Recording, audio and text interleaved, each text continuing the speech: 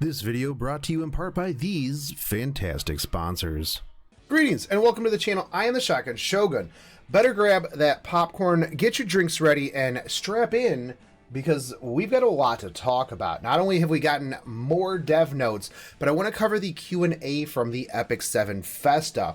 Now, let's start with the dev notes. Right up here on the screen, you can already see the Mola Gora improvements. Now, one thing that I've always been really annoyed with is the amount of Mola Goras that we have, the amount of characters I need to skill up, the skills that I need. You really have to have Future Sight too. Now I'm like, oh, do I want to Mola Gora all of this character or wait until I get a C-Dom? Because some characters absolutely have to have Mola Gora investment. Other ones, not so much. You can get away with maybe like 3 in a skill and base everything else because they're not really bringing the damage. And like things like Assassin Cartusia, you really do need to have those investments into the different things. But anyways, let's talk about this before I go off into a huge tangent on the Mola Gora system.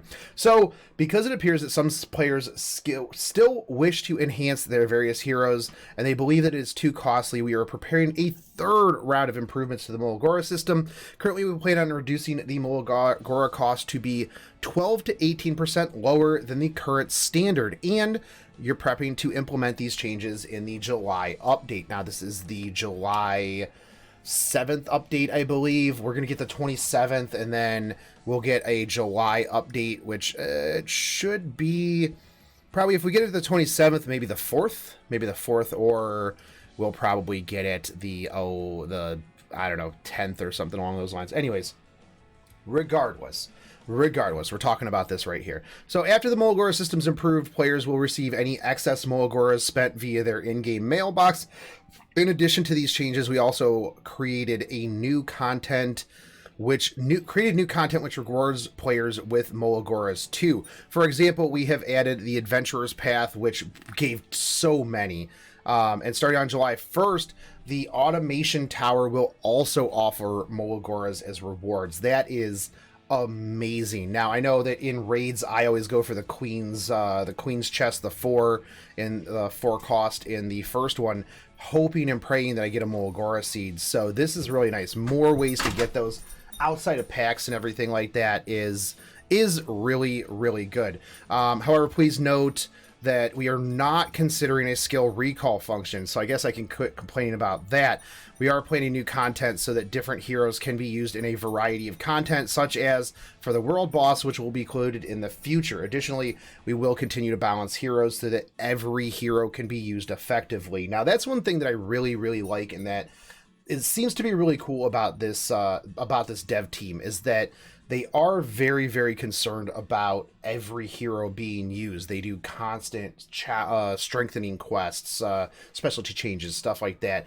We're going to get into the balance changes that are upcoming up next. So they're very active in increasing things as stuff goes along. So, we're getting a little bit of power creep. Okay, well, let's make Mont specialty change. Let's do, a Ricorous specialty change. Let's give some viability to some of these characters that might be falling off. Elson, unnerf, please, when? So, balance changes. Recently, we have received many questions regarding the balancing of the new Moonlight Heroes, and we consider these questions to be very important. Moonlight Heroes have been designed particularly for PvP content, which is kind of expected. Currently, we do not offer any PvE endgame content that allows players to compete with each other, so heroes that are commonly used in PvP content have a higher value. Later on, we plan on revamping quests and introducing new and more challenging PvE content, such as world bosses, so that other heroes can be used in additional content and become more valuable. In addition to these changes, we will also be monitoring the usage of newly released heroes and balancing older heroes so that their rate of selection isn't drastically different when compared to a newly released hero. Additionally, we will also plan on creating new metas and strategies with the release of new heroes. At the Epic Festa, we announced balance changes that will occur on June 27th. We will also go into the finer details of these changes in a separate notice. First, though, we would like to explain the main intention of the balance changes within this notice. Now, we're going to get Lilibet.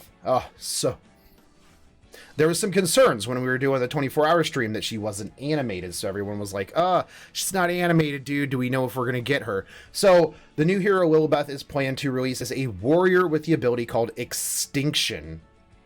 Extinction. Yeah, okay, I read that right. Extinction is a powerful new skill that disables the target hero from being able to use Revive both passively and actively. I wonder if that's going to affect Sacrifice Artifact. That's basically just going to completely screw over Rule of Light. So anyways, currently heroes that can employ resurrection effects are heavily used in Arena, and with the addition of health sets, it's not easy to effectively counter these heroes. The new hero Lilibet aims to add new strategies into Arena on both offensive and defensive, allowing for new party configurations and a wider, healthier meta. Now, one of the things too that just recently came up was the Lulu Artifact that just basically makes Oxlots busted in PvP. So I do wonder if they like think about that ahead of time. They're like, hey, you know what? Let's put this artifact in. It's going to make Lulu okay, but it's going to literally bust this other character. And now we'll see a surge of that character. And with a PvP style game, you really have to like just constantly keep changing the meta in order to make it fresh and new and stuff like that, and to offer people very viable situation like solutions to a problem, like Violin Dizzy for anything, pretty much anything. So yeah. So let's see. Arbiter Vildred. Revival is the key component for Arbiter Vildred. However, after Revival, some players found it difficult to deal damage to and continue to survive. Various improvements have been made to increase the effectiveness of Arbiter Vildred. And this is one that a lot of people were saying, man, he's good, but he's not great. I really wish that he would get a little bit of a buff. So please see the balance changes below. So sweep, damage dealt will no longer be affected by health lost. Instead, the base value of the damage dealt will be increased by 30%. So that's not bad. So you come back to life, you're not dealing more based on how much you're missing. So you don't have to deal with that walking that fine line of being half dead. Dark Contract, after this passive skill is activated, his combat readiness gauge will increase to 100% and his attack will increase for 2 turns. Passive cooldown going from 10 turns to 5 turns. We'll see how busted that becomes. Dark Blade, damage dealt no longer affected by health loss. Again, instead, it's going to go up 30%. Decreased hit chance will be increased to 100%. So this is going to be pretty good. This is going to be pretty good here. So here is the explanation for these changes. Self-resurrection, combat readiness, and attack improvements. When the improved Arbiter Vildred resurrects through his passive skill Dark Contract, he grants himself 100% combat readiness and increased attack. In most situations, immediate action is possible after resurrection, and with an increased attack, powerful attacks can be made with the skill Dark Blade. Now this is going to mean that if you're not using somebody like Lilibet, he's going to come back to life and he's going to one-shot your team. So a lot of people are going to be running him just ridiculously nothing but attack. Now that you don't have to worry about having a high health pool to balance out and do more damage, he's just going to come back and Thanos snap your entire team. So you're going to want to have a way to deal with that. So if you're going to kill him, you want to use maybe somebody like Baiken's S2, which then will give her a next turn, so that once he's back up, you can S3 into it and just blow him back up. Something along that line, or somebody that, you'll want to be using characters that have double up on turns. You want to be thinking that through. Or you go, oh, okay, cool. C. Armin, I killed you. But at least the 3 people on my team are still invulnerable. Something along those lines. So let's see. Damage increase and performance enhancements. Currently, the more life Arbiter Vildred loses, the stronger his attacks become. We have decided to remove this requirement and instead increase his base attack so players can consistently expect high performance from him. Additionally, we have also increased the decreased hit chance from 70 to 100%. To summarize, Arbiter Vildred not only offers powerful resurrection abilities, but also an increase in attack power. In addition, the reduction of Dark Contract's cooldown to 5 turns allows the improved Arbiter Vildred to show his true power. Now, I do think that when this goes through, might be busted. Sad I don't have one. Ravi. Now, this is a character that is okay. She's phenomenal in PvE. She's not really broken in PvE. Don't see her too much in PvP. When we were starting Guild Wars and stuff like that, I would see some really just tanked out Ravies that would be really, really annoying to deal with. But let's see what they're going to do here. Ravi is a tanking damage dealer with the ability to absorb damage's health. There are advantages and disadvantages when using her skill. Devil Drive. Utilizing her skill may not always go over the best. We plan to rebalance Ravi so that more favorable situations can be created when she deals damage and life steals. So Slaughter, they're going to increase the fighting spirit obtained from 10 to 30%, or 10 to 30. Now, one of the big things with this is that the more fighting spirit that she had, the more damage that she did. So a lot of people would just literally turn off her skill 3 and just do more damage. And they would really hardly ever use it because it would reset her and then she would do less damage on her regular attacks. So this, having it go up a lot faster, makes it so that you can utilize that S3 in some clutch times to do some damage, stun some people, and then build your fighting spirit back up really fast. Now, Devil Dive, before it dealt damage, increased proportional to fighting spirit, and now it's going to deal damage increases. Its damage dealt increases proportional to attacks and damage taken. So is it going to be one where it like reduces like on hit points? Okay, so let's see here. We have made improvements to the initialization of attack increase when the skill Devil Drive is used. The rebalanced Ravi is independent of the fighting spirit, and her attack increase effect persists when she attacks or when she takes damage. Okay, interesting. So for the skill Slaughter, we have significantly increased the amount of fighting spirit granted from 10 to 30. This change means that Ravi will be able to use her skill Devil Drive more frequently, which allows her to stun the enemy more often and utilize her lifesteal effect. To summarize, Ravi is different from other typical warriors because she can attack and tank at the same time. We have enhanced the hero and improved the ability of the usability of the skill Devil Drive, which gives enemies powerful debuffs. We intended to have a hero who can greatly contribute when attacking the enemy and bring about stability to the team. That's interesting. I'm gonna be interested to see how Ravi works out because I really, really like Ravi. I love lifesteal heavy axe wielding characters. So up next is Sigrid, and most people do not even remotely use Sigrid. I hardly ever see anybody suggest Sigrid. A lot of times if you get it in like your selective summon, people are like, ugh, Sigrid, yikes. I think that she's super hot, but that's because of the Ara glasses librarian look with a scythe. Like that is 100% my jam. But let's see what they did to her. Previously, Sigrid was a damage dealer who could attack consecutively. However, relative to other heroes, she is not as prominent as she once was. Exactly. In order to make her more of a viable damage dealer, they have improved the following. Sever, a chance of inflicting 2 bleeds is increasing from 35 to 50%, so that's a nice boost.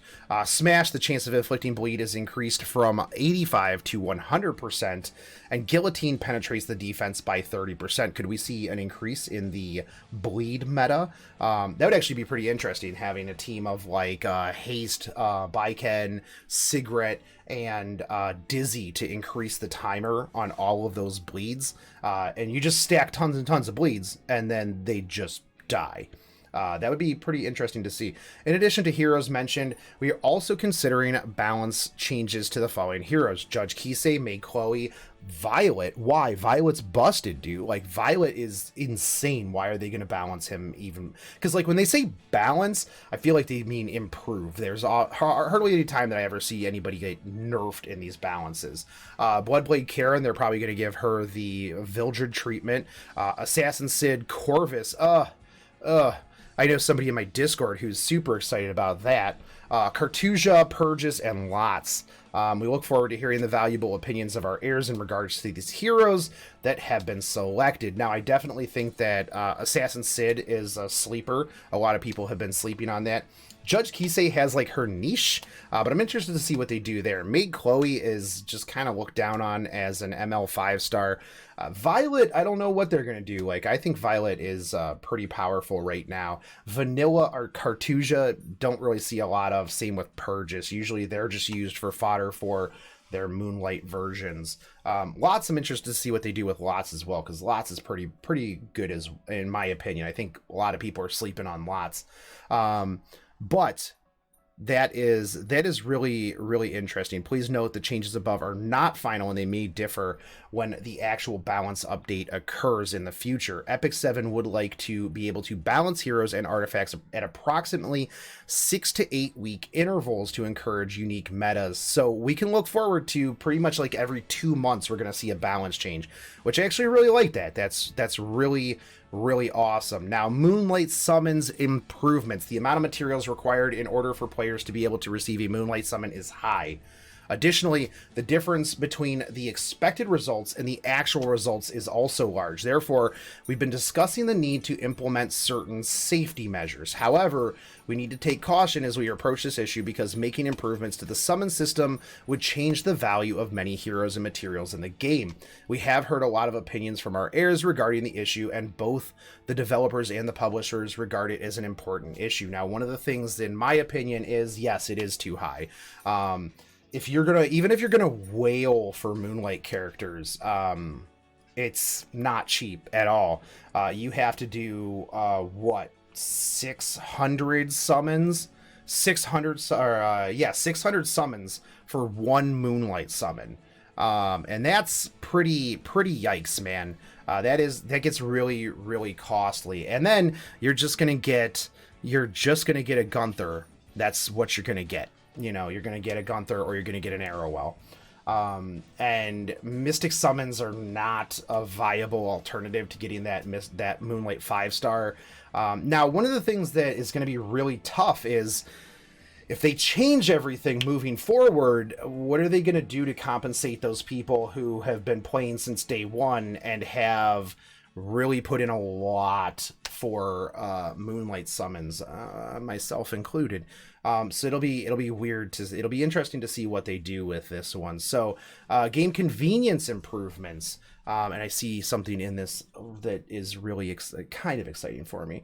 Next, we'll take a look at improvements that will be made to ensure that our players have a more comfortable gameplay experience. These details are the same as what we discussed during the Epic 7 Festa Q&A session. However, a lot of our heirs did not know about these details due to the fact that they were not added to the previous developers' notes. We would like to share them with you now. 10 consecutive summons. Now, this is something that everybody has been asking for from the very beginning, because coming from other games, you can do a 10 spin to just hurry up. Single spins just take too long, and before you'd have to single spin, and then you'd have to go do your inventory, then single spin, then inventory, then single spin. The storage system was a phenomenal QOL, and this is going to be even bigger. In the beginning of the update, we did not consider any other feature where users would be able to carry out 10 consecutive summons. However, we're now looking into the possibility of this feature. Even if we introduce this feature later on, we think that it is more important to improve the current one-time summon features first.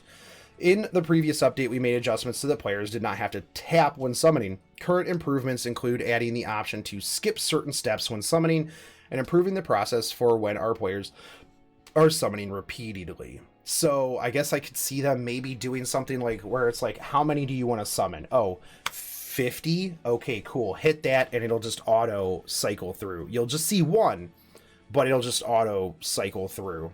And maybe that'll be pretty interesting. Or they could have it to where it's like, oh, you could, I don't know. It'll be interesting to see what they do. I do think that 10 consecutive summons would like make people burn through stuff really fast, and it wouldn't be as exciting. Like, it wouldn't be as suspenseful. And let's be real, not most people aren't burning like 600 summons in a sitting. So yeah, we'll see. Repeated battle and auto open treasure chests. We are currently preparing a pet system which will improve gameplay during battle. We are not just thinking about adding pets that would have a single function, but we would like players to acquire pets that they will nurture and strengthen, pets that will help them on their adventures in Orbis. Due to all of these factors, it seems that the development of this feature is getting delayed. Understandable. However, we do plan to add this feature during the third quarter at the earliest, or sometimes within the next year. So I'm pretty sure what they're going to do is like, bam, you get a pet, you can level that pet up. That pet's going to give you some sort of passive skill in PvE. Can't imagine them putting pets into PvE. One, it doesn't really make sense. Two, people would claim that it's pay to win of some sort if it's in the gacha or anything like that. So if they keep it out of the PvP, fantastic. If they put it in PvP, a lot of people are going to clamor about how that is pay to win, and I can see that, especially if you have to buy pets or roll a gacha for pets or something along those lines. But we'll see how that goes. The auto open treasure chest is like super exciting to me. Auto promote. We at the development team think that the process when promoting heroes is quite complicated, and it's vital to improve the process. The following are steps that are taken when promoting a hero. Select the hero from the promote list. Tap the promote button. Select heroes that will be used as promotional material. Tap on the promote button. A long effect animation is displayed. A pop-up display and enhanced stats is displayed. Exit the promotion window. Select another hero to promote. I don't think it's really that bad, but we're going to make improvements that will ease this process, at least for the phantasms. Okay, that's phantasmas. Sorry, I always call them phantasmas or phantasms, because I'm bad at the English language. But we do plan to make these improvements in July at the earliest. That's fantastic. Inventory expansion, what?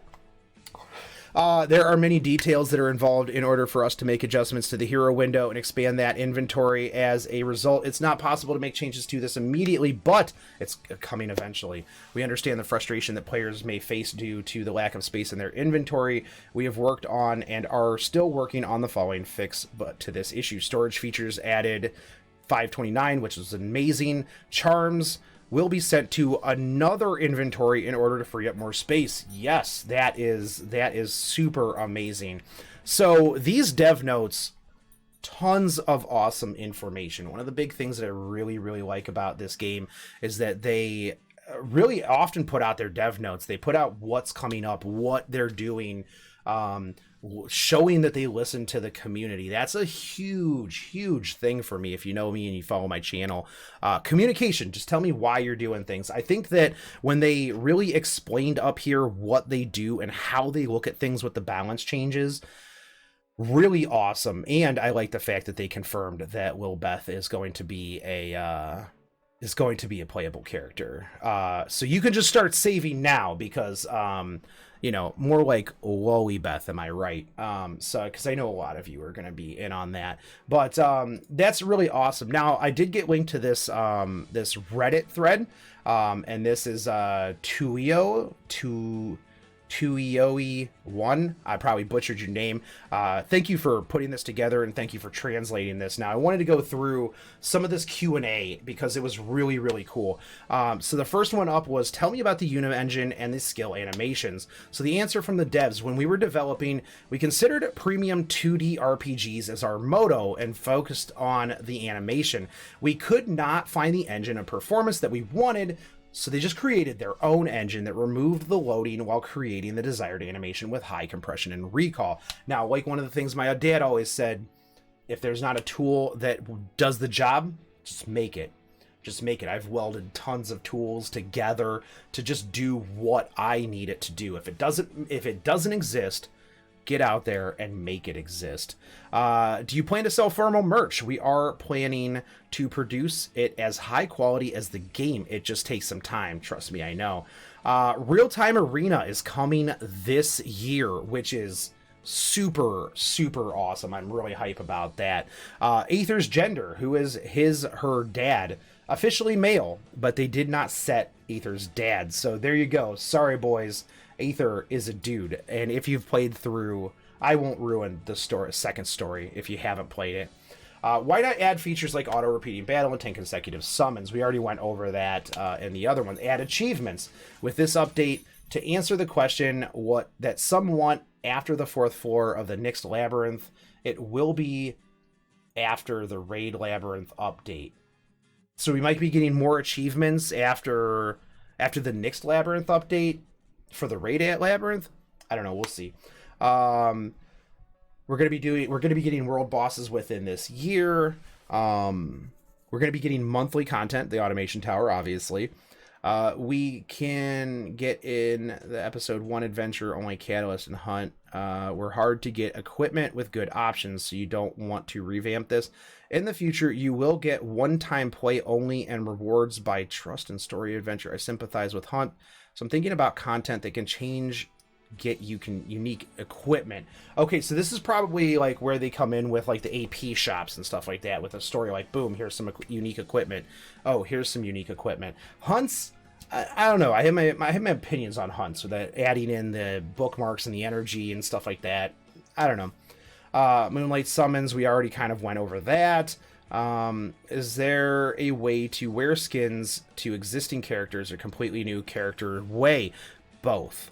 So we could see the surge of summer servants that do something completely different. Christmas servants, things like that. But we will have skins. That's been already teased. But they could be completely brand new servants as well. Take Fate Grand Order, for example. You have your regular servants and you have your summer servants, which are pretty much the same servant, but they're a different class and they do different things. So we could see something like that. Would be pretty interesting. Arena meta we already talked about. The one thing, the animation quality of the new, if the animation of the new characters improves, do you plan on upping the old ones? That is one thing that we consider low priority. It's hard because the resources are limited, so don't expect too many animation updates in the future. Inventory expansion, already talked about that. Arena replay feature. Oh, so you can replay your battle. That would be pretty interesting. I would actually like to see defense replays to see how they whooped my butt. Is there expansion plan for animation, webtoons, etc. using your IP? We need to talk with our group companies. If concrete direction is proposed through discussion, we will be able to disclose at that time. So we can't talk about it right now. I bet they are. And my favorite one right here. Are you planning a global meetup? In each February, April, and May update Korea accounts. In each February, April, and May updates. So they're going to do global, like a festa, every February, April, and May. That's pretty huge. In each February, April, May, Korea accounts for 15% of our sales and United States accounts for 40%. So we are willing to hold a meeting with users in celebration of the first anniversary of the global launch in November. However, it requires the needs of global users. The meeting in Taiwan was also possible because of their enthusiastic demands. So go tell them that we want a meeting, and it would be really in line with Anime NYC, which is in November, which I'm going to be at. So that would be fantastic if they could do that. Just have a booth there. Just come there, come meet with me, come hang out. But anyways, guys, that was a lot of stuff. Lilibet confirmed right here. Scissor Lolly. I know that everybody's going to be wailing on her. That's a lot of stuff, man. I'm really excited to see how things go and where things are going with this. But let me know in the comments what you think, where things are going. How do you feel the health of the game is? Do you like the devs actually putting stuff out there, being transparent? Yeah, let me know. How are you doing in episode 2? And did you pull Fallen Cecilia in like five spins in Mystics? I didn't. Anyways, guys, I appreciate you watching the video. You can always do me a favor by hitting that subscribe button, smashing that bell notification, dropping me a like and a comment, sharing this out, get the word out. During the summertime, viewership is really, really low down, so just getting my name out there and would really, really help out the channel. You can also sign up for any of the things down in the description. But I will catch you guys next time. Take it easy. Peace.